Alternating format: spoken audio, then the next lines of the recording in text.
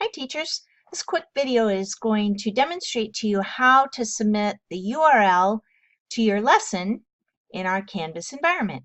Okay, so you'll notice that I'm on the February 20th through 23rd activity page, and at the bottom of the screen is a link to the lesson submission. Now in this case I've already submitted the lesson once, so my button says Resubmit. I'm going to go ahead and click that. And it's going to take me to the assignment page. Here are the written instructions on what we want you to do, but I'm going to demonstrate what you need to do in this little quick video. So I'm going to zip on over to the Google Doc of my lesson. In this case, it's the template you were asked to use to complete your lesson. Once you are on your lesson and have completed it, you're going to click the blue Share button.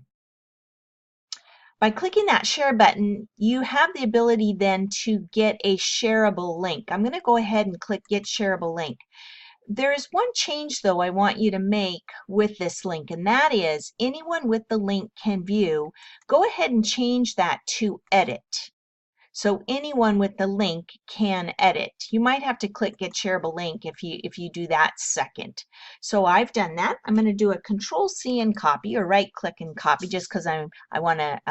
My faith in the computer system always is a little sketchy. So I copy it even though it says it's going to do it.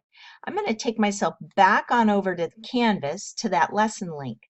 You'll notice when you scroll to the bottom, you have the ability to submit either a text entry or a website URL entry. In this case, we're going to go to the website URL. And in the website URL text box, you're going to do a Control-V and paste, or right-click and paste that link to your lesson. And then go ahead and click Submit. What that does is that shares your URL to your lesson in this assignment. So then it'll show up in your gradebook when we give you the completion information on it. It also allows us to comment and to provide feedback as we work through our modules. So I hope this is helpful. And if you have any questions, feel free to drop an email to me and we'll work it out.